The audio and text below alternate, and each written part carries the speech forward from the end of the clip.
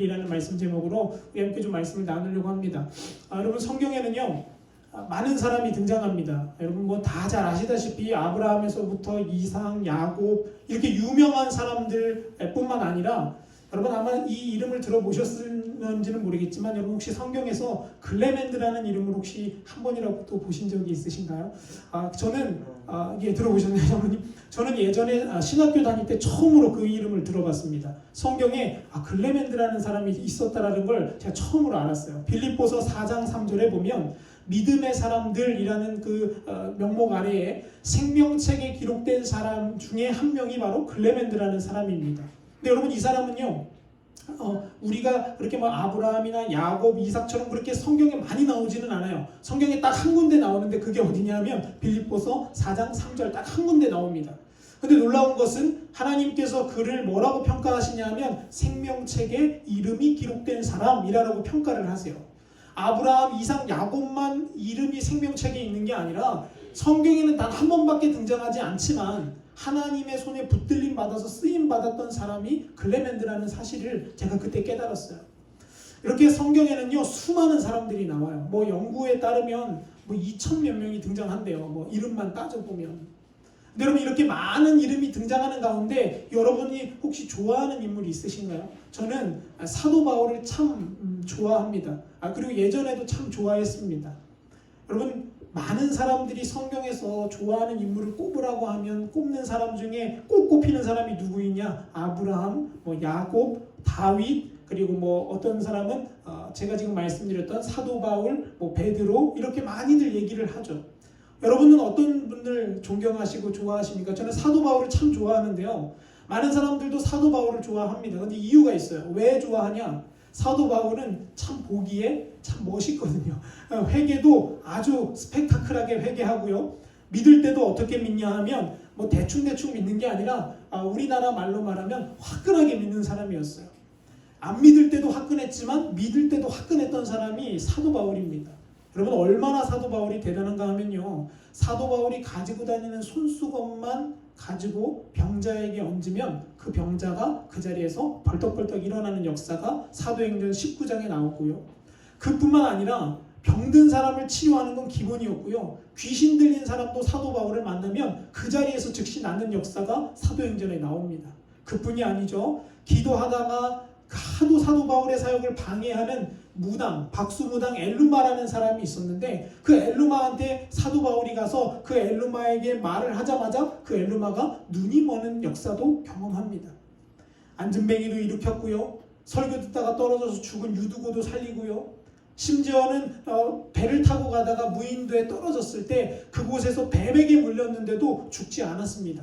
그래서 그 섬 사람들이 다 뭐라고 말하냐면 이 사람은 신이구나. 제우스구나 라고 하고 막 사도 바울을 막 숭배하기 시작합니다. 아마 사도 바울이 지금 우리가 살고 있는 이 시대의 목사님이었다면 제가 생각하건대 아마 전 세계를 다니는 부흥 강사가 되지 않았을까 생각해 봅니다. 제가 알고 있는 어떤 한 목사님은 코로나가 터지기 전에 장로교 목사님이신데요. 코로나가 터지기 전에 집회를 다니셨어요. 많이 다니셨어요. 전국 전 세계를 다니셨는데 그 목사님이 했던 간증 중에 제가 하나 기억나는 게 이겁니다. 하나님이 자기에게 은퇴를 일찍 하라는 마음을 주셔서 5년 일찍 은퇴를 하셨어요. 65세 은퇴를 하시고 교회도 작지 않았습니다. 대전에 있는데 교회가 재적교인 5,000명이었어요. 출석교인은 3,000명이었고요. 여러분 보통 사람이라면 포기하기가 쉽지 않은 자리입니다. 5년이나 남았거든요. 근데 목사님이 5년 일찍 은퇴를 하시면서 이렇게 말씀하셨어요. 내가 일찍 담임 목사를 은퇴하지만 하나님께서 너에게 주신 비전이 있습니다. 그건 뭐냐면 이제는 해외로 진출해서 해외 사역을 하는 겁니다 라고 말씀하시고 그런 이야기 하셨어요. 제가 비행기도 많이 타고요. 집회도 많이 했는데 제가 죽기 전까지 꼭 하나님 앞에 드리는 기도가 뭐냐면 하나님 저 해외 나가는 비행기 3,000번만 타게 해주세요 라고 그렇게 기도를 했대요. 근데 한 2,000 몇 번 타셨대요. 이제 1,000 몇 번 안 남으셨다 그런 얘기를 하는 걸 제가 들었어요. 여러분 이렇게 한국에서도 한 5,000명 정도 담임 목사님만 돼도 집회 요청이 쇄도를 합니다. 전국뿐만 아니라 전 세계로 다녀야 되는 사람이 되는 거예요. 근데 여러분 사도 바울은 어떠냐면요. 죽은 사람을 살리고요. 뱀한테 물려도 안 죽었으니까요. 엄청난 사람이죠. 근데 저도 보니까 그런 모습에 반해서 사도 바울을 참 좋아했던 것 같아요. 멋있잖아요. 사역을 해도 좀 그렇게 사역하고 교회가 돼도 좀 그런 교회가 돼야 여러분 우리가 믿음 생활 할 맛 나지 않겠습니까? 그런데 제가 그 마음을 어느 날 말씀을 보다가 그 마음을 내려놓았어요. 그게 다가 아니구나. 겉으로 보여지는 멋있는 거, 훌륭한 사역, 훌륭한 선교, 그거가 다가 아니라 하나님이 쓰시는 사람에게는 다 이유가 있구나라는 것을 제가 깨닫게 되었습니다. 그러면서 이런 생각을 합니다. 바울은 왜 하나님 앞에 쓰임을 받았을까? 대체 바울은 왜 하나님께 그렇게 묶인 사람이 되었을까라는 질문이죠. 여러분 저도 그렇고 여러분도 그렇고요. 여러분 주님 손에 붙들림 받기를 간절히 소망합니다. 우리의 상황과 여건과 환경과 나이와 우리의 가정과 상관없이요. 하나님 손에 붙들림 받는 역사가 있으면 우리도 우리를 통해 바울과 같은 역사가 있어질 줄 믿습니다. 그러기 위해서는요. 그럼 우리가 말씀을 좀 깊이 한번 연구를 해보아야 될 것 같아요. 왜 바울이 그렇게 쓰임받을 수 있었을까요? 왜 바울은 그렇게 하나님께 붙들림 받는 인생이 되었을까요? 오늘은 그걸 두 가지를 가지고 은혜를 나누려고 해요. 많은 사람들은 바울이 쓰임받은 이유를 물어보면 이렇게 대답합니다. 바울은 기도하는 사람이었기 때문에 쓰임받았다라고요. 맞습니다. 바울은 기도하는 사람이었어요. 고린도전서에 보면요. 바울이 뭐라고 말하냐면 나는 다른 사람들보다 내가 더 많이 방언 말하는 것으로 인해서 감사한다라고 말해요. 이걸 우리나라 말로 바꿔보면요. 나는 그 어떤 목회자보다 그 어떤 사도들보다 뭘 많이 한다라는 거예요? 기도를 많이 한다라는 거예요. 바울이 그렇게 자기 입으로 얘기하는 거예요. 이 세상에 있는 그 어떤 사도들보다 이걸 자랑할 건 아니지만 나는 그렇게 기도를 많이 하는 사람입니다 라고 말해요. 근데 여러분 기도만 가지고 그런 역사는 일어나지 않습니다. 성경을 잘 보니까요. 바울을 쓰신 하나님의 이유가 있더라고요. 왜 바울을 하나님이 쓰셨을까? 제가 고민하면서 말씀을 보다가 사무엘상 16장 말씀이 떠올랐어요. 여러분 다 아시는 말씀이에요. 하나님은 사람의 외형을 보지 않으시고 어디를 보신다고요? 사람의 중심을 보신다고 제가 지지난주에도 설교했죠. 단순히 겉모양 기도한 거 보고 하나님이 쓰시는 게 아니라 바울의 중심이 뭔가 달랐기 때문에 하나님이 쓰셨다라는 겁니다. 근데 여러분 바울의 중심을 보려면 뭐를 봐야 되냐면 바울이 했던 말들을 봐야 됩니다. 왜냐하면 사람은 사람의 마음속에 있는 걸 뭐로 표현해요? 말로 표현하기 때문에 그래요. 여러분 그래서 은혜 많이 받은 사람, 기도가 깊은 사람일수록 말이 어떻습니까? 조심스럽습니다. 그리고 쉽게 말을 막 뱉지 않아요.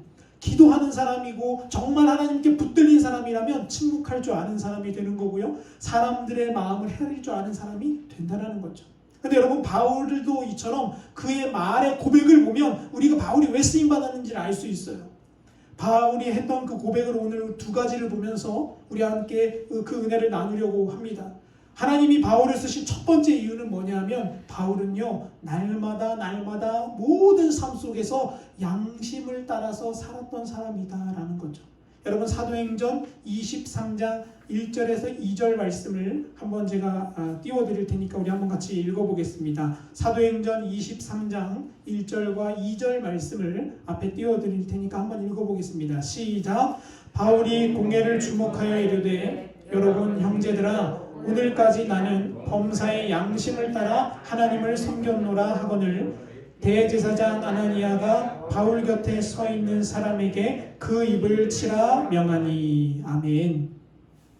여러분 사도행전 23장은 무슨 배경인가 하면요 바울이 잡혀가가지고 이제 한마디로 그 재판대 앞에 서는 거예요. 공회 앞에 서서 이제 변론을 하는 겁니다. 오늘날로 말하면 지금 가정법원이나 이런 형사법원에 들어가서 지금 재판을 받는 거예요. 그러면서 자기의 신앙에 대해 이야기하는 겁니다. 나는 이렇게 신앙생활 했습니다.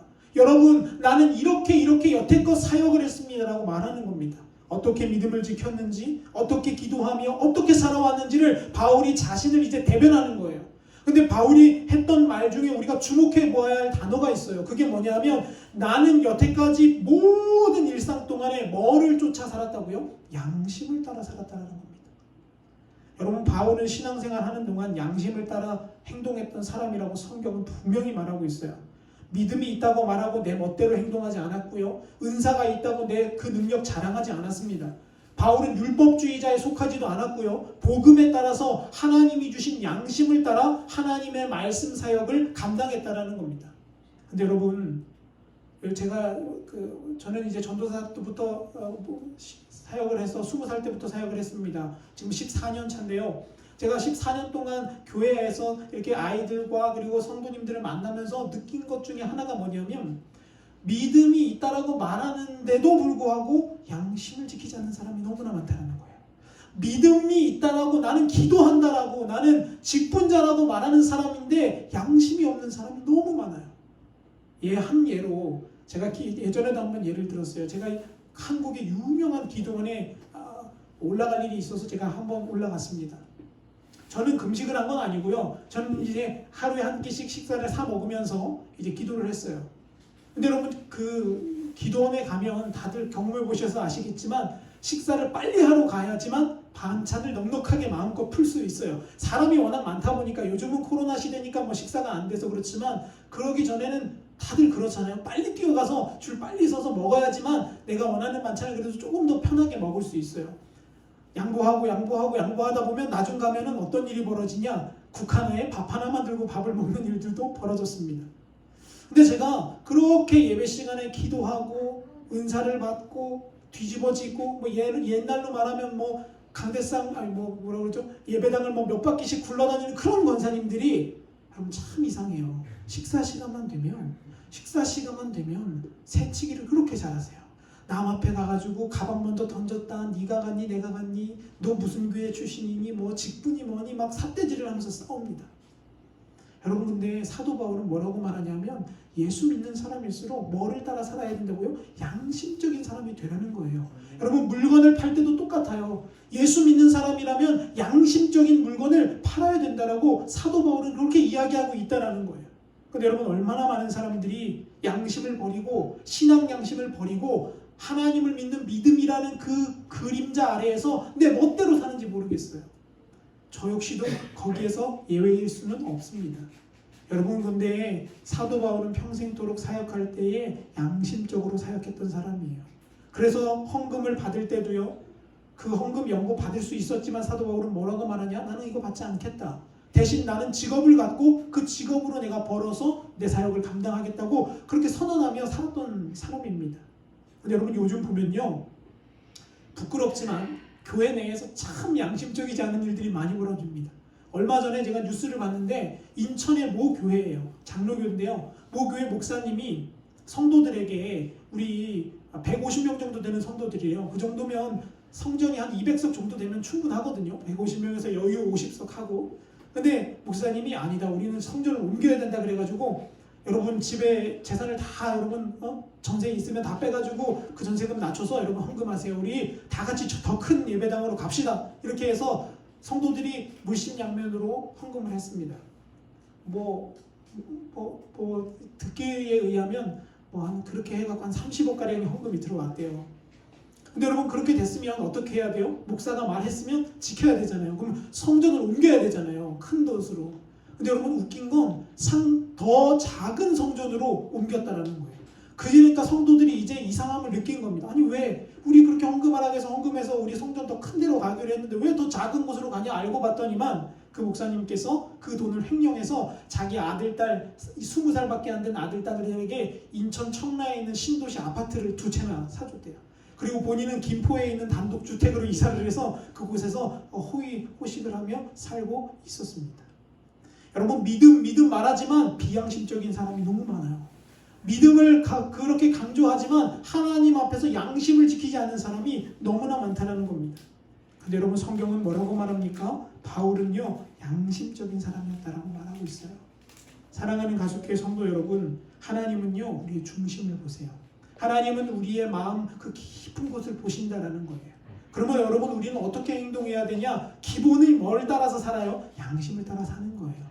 근데 여러분, 양심을 따라 살다 보면 때로는 피해를 보기도 합니다. 때로는 손해를 볼 때도 있어요. 그런데 여러분, 중요한 것은 하나님이 그 일을 기뻐하신다라는 거예요. 사랑하는 여러분 양심을 따라 사는 신앙 양심을 지키는 저와 여러분이 되시기를 간절히 축원합니다. 여러분, 우리가 믿고 있는 이 감리교회 창시자였던 존 웨슬리 목사님은 이런 말을 했습니다. 사람이 하나님을 만나게 될 때 어떤 역사가 벌어지냐? 제가 학교에서 웨슬리 신학을 배울 때 이런 이야기를 하세요. 사람에게 양심이 있는데 그 양심을 하나님께서 어느 순간 빛을 쫙 비춰주실 때 그 양심이 작동을 한다는 거예요. 근데 여러분 성경을 잘 읽어보면요, 양심에 화인 맞은 사람이 나옵니다. 이게 무슨 말이냐면 그 사람은 악을 저지르고 악을 계속해서 저지르다 보니까 이제는 양심이 굳어버려서 더 이상 양심이 작동하지 않는 사람이라는 거예요. 그런 사람을 성경은 뭐라고 말하냐면 이성을 잃은 본능에만 충실한 짐승 같은 사람이라고 바울은 표현합니다. 여러분 무슨 말이에요? 양심적이지 않은 성도는 죄송합니다. 뭐와 같다고요? 성경이 짐승 같은 사람이랑 다를 바가 없다라고 말한다는 거예요. 여러분 우리가 꼭 기억해야 할 사건 첫 번째 일이 바로 이겁니다. 성도는요 양심적인 사람이 되어야 되는 거예요. 하나님이 그 양심적인 삶을 사는 성도를 찾으시기 때문에 그렇다라는 거죠. 그러므로 여러분 오늘 이 말씀을 듣고 여러분이 성전을 나가시면서부터 여러분의 마음을 바꾸셨으면 좋겠어요. 이제껏 비양심적인 일, 사람이다 보니까 저지를 수 있습니다. 그러나 이제부터 여러분 스스로 성령의 도우심을 구해야 합니다. 하나님, 내가 양심적인 성도 되게 하옵소서. 제가 양심적인 목사 되게 하옵소서. 이렇게 기도해서 우리가 그런 양심적인 사람이 되기를 간절히 축원합니다. 두 번째는요, 이게 정말 중요해요. 바울의 고백에서 항상 등장하는 두 번째 내용은 뭐였냐면 이거였습니다. 바울은 하나님의 심판을 항상 생각하고 염두하며 살았다는 거예요. 제가 이 고린도후서 5장 10절 상반절 말씀을 다시 한번 쉬운 성경으로 읽어드리겠습니다. 여러분 앞에 나오니까 한번 보십시오. 고린도후서 5장 10절 오늘 읽은 말씀을 쉬운 성경으로 읽으면 이렇게 나옵니다. 우리는 모두 그리스도의 심판대 앞에 서야 합니다. 라고 바울이 고백합니다. 로마서 14장 10절에서도 바울이 이렇게 고백합니다. 네가 어찌하여 내 형제를 비판하느냐? 어찌하여 내 형제를 업신 여기느냐? 우리가 다 하나님의 심판대 앞에 서리라. 라고 말하고 있어요. 고린도전서 4장 4절도 이렇게 고백합니다. 내가 자책할 아무것도 깨닫지 못하나 이로 말미암아 의롭다함을 얻지 못하노라. 다만 나를 심판하실 이는 주시니라 라고 사도 바울이 고백한다는 거예요. 여러분 사람은 누구나 자신의 인생 좌우명을 가지고 삽니다. 학교에서는요 급훈이 있고요 교훈이 있어요. 그 급훈과 교훈 그리고 인생의 좌우명은 뭐와 같냐 하면 내 인생을 이끌어가는 뭔가 힘이에요. 그래서 여러분도 각자의 각 집안에서 가르치는 핵심적인 내용이 있으실 겁니다. 저희 집은 뭘 항상 저희 어머니 아버지가 말씀하셨냐면 거짓이 없어야 돼. 그러니까 정직이라는 거예요. 하나님 앞에서도 정직하고 사람 앞에서도 정직하고 성실하면 결국엔 언젠가는 빛을 볼 날이 온다라고 항상 저에게 되뇌어 주셨어요. 바울도 이런 좌우명이 있었던 사람입니다. 그 바울이 항상 되뇌이고 생각하고 또 생각했던 게 뭐였냐 하면 바로 이거예요. 우리 모두는 한 명도 제외하지 않고 하나님의 어디에 서야 된다는 겁니까? 심판대 앞에 서게 될 거라는 겁니다. 바울의 마음 중심에는요 무엇을 하건 하나님의 심판대가 내 앞에 다가오고 있다는 걸 기억했다는 거예요. 여러분들 잘 보세요. 바울같이 믿음이 좋고 바울같이 능력 있고 바울같이 복음에 붙들린 사람도 항상 뭐를 염두했다고요? 심판을 염두하며 살았다라는 거예요. 심판대 앞에 가면 내가 하나님 앞에 부끄러움 없이 설 수 있을까를 매일매일 생각하며 고뇌하며 기도하며 살았다라는 겁니다. 그래서 바울은요 늘 혈기를 다스렸어요. 늘 자아를 성령으로 누를 수밖에 없었어요. 왜냐하면 이 내가 하는 말들, 행동들, 눈빛 하나가 결국 언제 드러날 거예요? 하나님의 심판대 앞에 가면 드러날 거기 때문에 바울은 늘 조심했습니다. 근데 여러분 요즘 시대에 그리스도인들이 바울 시대의 그리스도인들과 좀 많이 다릅니다. 바울 시대의 이런 심판에 대한 이야기를 하면 성도들은 회개하고 변화되었어요. 물론 돌을 던지는 사람도 있었지만요. 근데 여러분 성경을 잘 보면요. 예레미야 시대 때에도 예레미야가 얘기했던 메시지의 핵심이 뭐였냐? 하나님은 뭐 하신다라는 거예요? 심판하신다라는 거예요. 너희들 지금 회개하지 않으면 지금 돌이키지 않으면 하나님이 너희를 심판하실 거라고 예레미야가 계속해서 선포합니다. 근데 여러분 예레미야의 운명이 어떻게 됐습니까? 욕을 먹고요. 돌을 맞고요. 구덩이에 빠지고요. 심지어는 옥에 갇힐 위기에까지 봉착하게 된다는 거예요. 왜 그런가 하면요, 사람은 싫은 소리 듣기를 싫어하는 본능이 우리 안에 있기 때문에 그래요. 우리는 교회 오면 말씀을 들으면 좀 복받는 이야기, 좀 잘되는 이야기 이런 거 좀 많이 해주면 좋겠는데, 예레미야는 매일 심판 이야기, 하나님은 여러분을 심판하실 거예요, 회개하십시오, 매일 이런 이야기만 하니까 사람들이 그를 감옥에 가두어 버렸습니다. 근데 여러분, 결국엔 어떻게 됐냐면 예레미야 말대로 심판이 다가왔어요. 여러분, 우리도 얼마든지 그럴 수 있습니다. 그리스도인들이 하나님의 심판을 무시하고 하나님의 심판대를 생각하지 않고 살면 어떤 일이 벌어지냐 하면, 말은 예수 믿는 사람인데 행동은 세상 사람과 다를 바 없는 사람이 된다는 거예요. 근데 여러분, 바울은 어때요? 바울은 매일매일 하나님의 심판대가 날 기다리고 있다, 나는 하나님의 심판대로 걸어가고 있는 중이다라는 걸 매일매일 기억했다라는 겁니다. 여러분, 그러면 저와 여러분도 오늘 이 1시간 예배드리는 이 시간도 우리 어떻게 보면 하나님께 더 가까이 가는 시간이에요. 1시간이 지금 줄어들고 있잖아요. 우리 하나님의 심판대 앞에 설 날이 이제 얼마 남지 않았다라는 겁니다. 근데 그게 내 생애 안에 올지 아니면 내가 이 땅을 떠난 후에 올지는 모르는 일이에요. 그건 하나님만 아시기 때문에요. 그런데 바울은 늘 그걸 기억하고 늘 유념하고 늘 심각하게 생각하며 살았던 사람입니다. 그래서 바울이 이렇게 고백합니다. 고린도전서 9장 27절은 이렇게 고백합니다. 우리 같이 한번 쉬운 성경으로 여기 앞에 제가 띄워놓습니다. 한번 같이 읽어보겠습니다. 9장 27절입니다. 시작. 나는 내 몸을 쳐서 굴복시킵니다. 내가 다른 사람들에게는 복음을 전했으나 정작 나 자신은 자격 미달이 될까 두렵습니다. 아멘. 여러분, 바울이 뭐라고 고백하냐면 이렇게 고백합니다. 나는 매일매일 내 육신을 칩니다. 매일매일 내 혈기와 자아를 십자가에 못 박는 훈련을 합니다. 왜냐하면 내가 복음을 전한 후에, 내가 그 말씀을 전한 후에 나조차도 하나님의 자격에 미달돼서 하나님의 심판대 앞에서 너는 탈락이다라는 말을 들을까봐 두려워서 나는 매일매일 그렇게 살아갑니다 라고 바울이 고백하는 거예요. 철저하게 바울은 자신을 십자가에 못 박는 삶을 살았습니다. 여러분, 근데 저도 사람이다 보니까요, 살다 보니까 혈기 부릴 때가 있더라고요.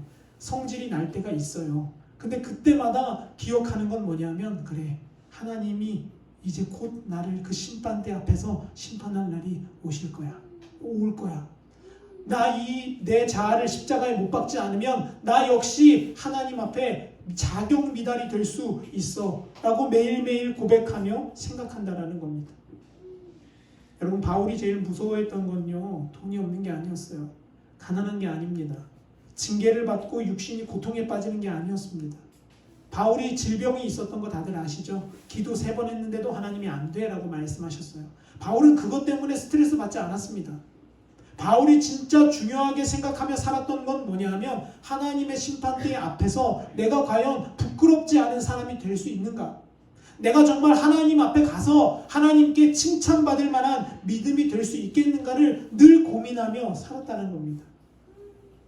그래서 하나님은 그의 기도를 들으셨고 그를 통하여 역사하시기 시작한 거예요. 결국 바울의 중심에 있는 두 가지는 뭐였냐면, 양심을 따라 사는 것과 또 다른 하나는 하나님 앞에 나는 곧 심판받을 존재다라는 걸 늘 기억하며 살았다는 겁니다. 근데 여러분, 요즘 그 시대를 보면요, 특히나 젊은이들이 이런 생각을 많이 하며 삽니다. 저도 젊은이 축에 들어가지만 이런 생각을 해요. 인생은 한 번뿐이니까 내가 원하는 대로, 내가 즐기고 싶은 대로 다 즐기면서 살아야 인생이 아깝지 않다라는 거예요.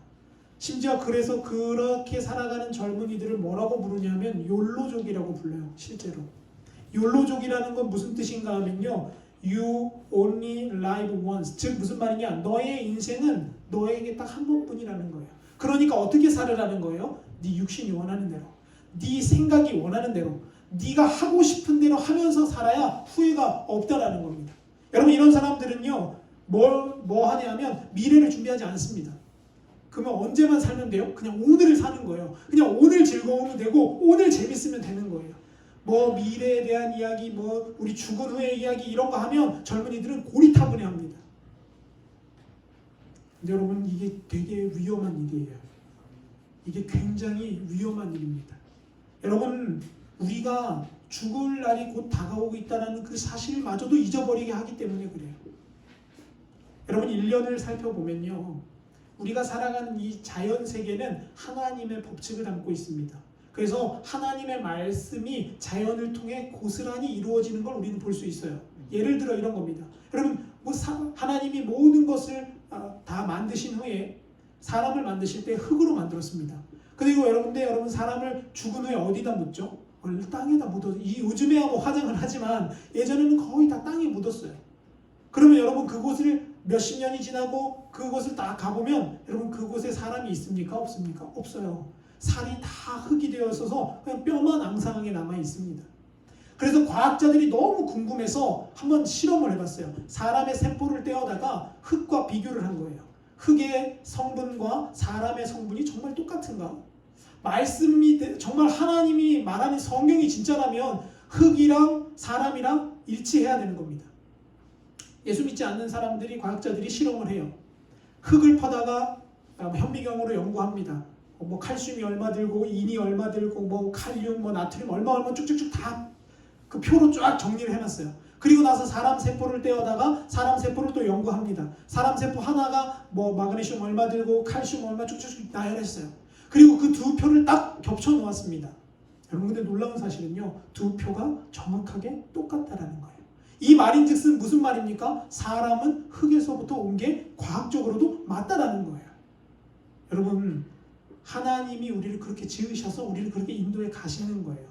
그래서 1년이라는 과정을 보면 우리는 신앙생활을 볼 수 있다고 저는 생각해요. 여러분 1년 사계절을 보시면요. 봄이 되면 뭐를 심어요? 우리 씨를 심어요.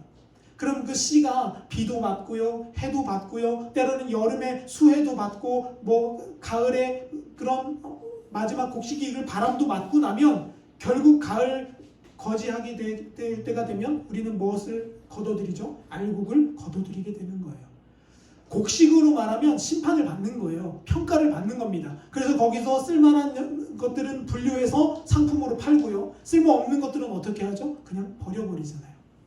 여러분 우리 이 자연을 통해서도 하나님의 법칙을 알 수 있어요. 하나님의 말씀이 우리에게 뭐라고 말씀하시냐? 작은 사과나무 하나도 가을이 되면 열매를 내어놓는 그런 결실의 판가름대에 서야 하는데 만물의 영장이라고 말하는 인간인 우리가 하나님 앞에 설 날이 없겠습니까?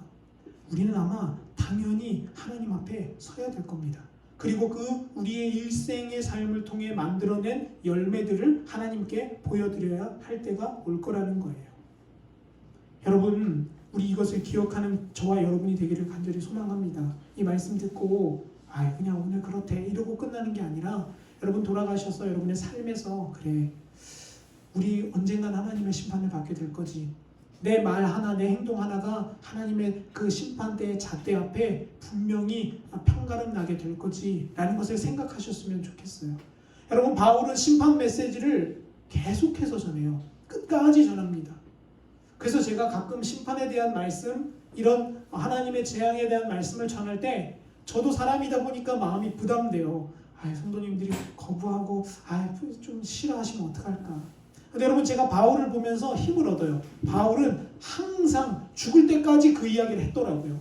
오늘 읽은 말씀 말고요.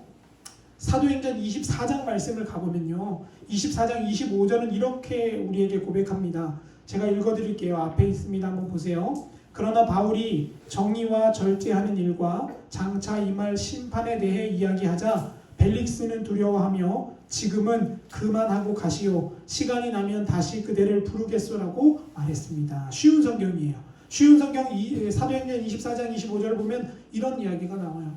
이 이야기의 배경은 뭐냐면요. 제가 23장에서 그 재판을 받았다고 했죠. 그리고 근데 그 유대인들은요. 자기들 스스로는 재판을 결정할 수 없어요.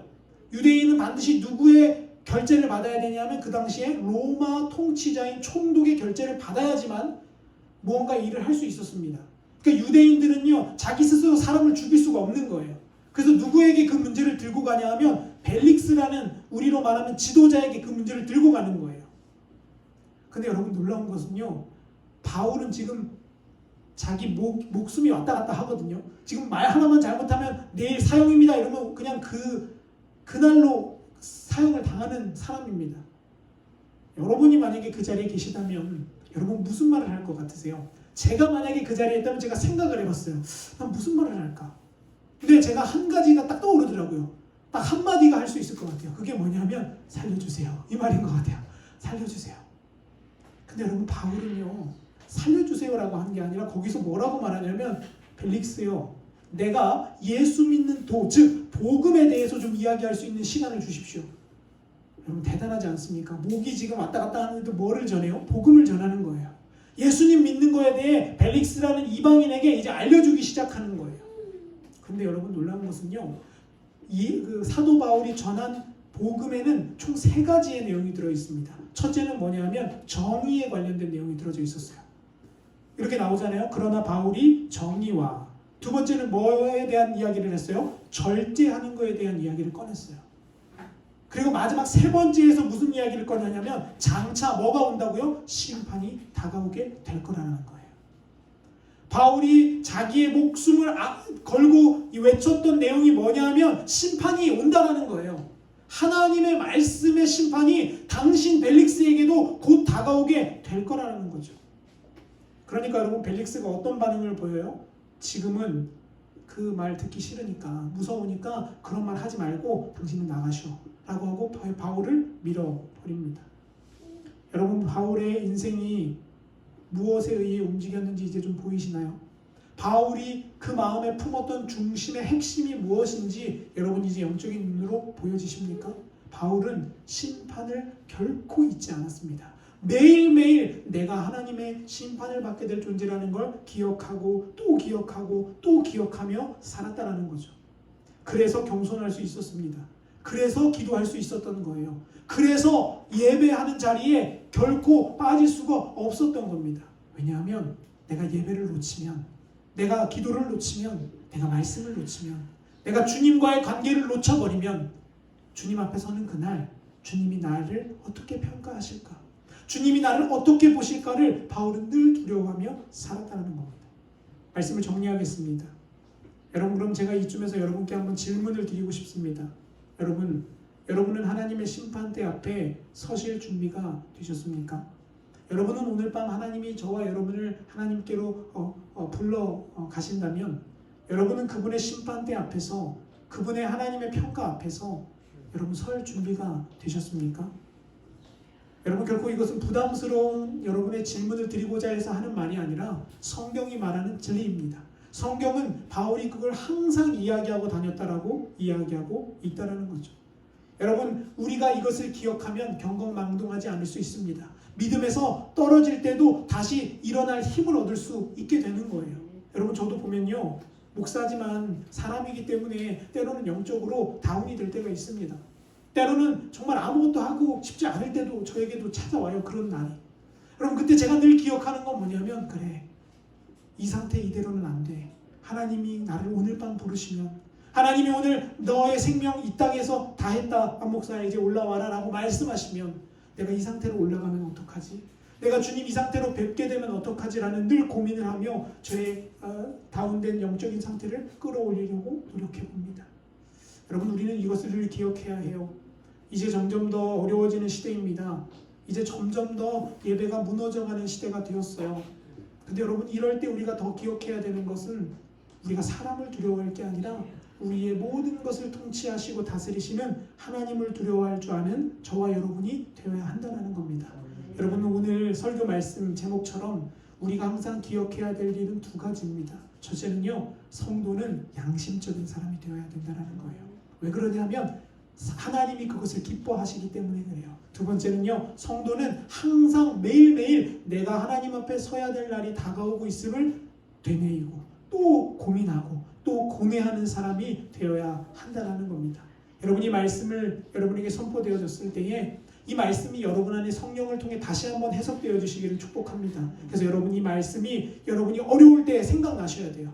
이 들은 말씀이 오늘 여기서만 은혜 받고 끝나면 그건 소용이 없습니다. 정말 어려운 순간에 정말 무릎이 땅에 닿기 일부 직전 정말 내가 고꾸라져서 더 이상 아무것도 할 힘이 없는 그때에 그리고 성령께서 우리에게 다시 한번 새 힘을 불어 넣어 주셔야 되는 겁니다. 그러면 하나님께서 저와 여러분의 인생을 늘 인도하시는 역사를 경험하게 되실 겁니다. 여러분 한 주 동안도 우리 양심적인 사람이 되시기를 축복합니다. 저 역시도 양심적인 사람이 되려고 노력할 거예요. 그래서 제가 그 중에 제일 먼저 하는 게 뭐냐면, 여러분 양심은 보나 안 보나 지키는 거지 않습니까? 그래서 제가 제일 많이 훈련하는 게 뭐냐면 신호 지키기예요. 신호 지키기. 신호 지키기 아무도 안 봐요. 사실 여러분 특히나 이런 정성 같은 데는 그 누가 봅니까? 그거 아무도 안 봐요 저를. 근데 여러분 제가 제 스스로에게 다짐을 해요. 아 그래, 하나님이 보고 계시지. 하나님이 내 이 행동 하나하나를 지켜보고 계시지. 이 생각을 가지고 제가 아무도 없는 길에서도 제가 일부러 서요. 때로는 너무 답답할 때도 있어요. 제가 서놓고도 답답해요. 야 그냥 가도 되는 건데 이거 참. 근데 여러분 그럴 때마다 제가 되뇌입니다. 하나님은 양심을 따라 사는 걸 기뻐하시지. 하나님은 양심적인 성도를 기뻐하시지. 여러분 제 예예요. 여러분 그렇다고 해서 여러분 목사님 내가 신호 위반한 거 가지고 또 뭐라고 하네, 그런 게 아니라 저의 예를 말씀드리는 겁니다.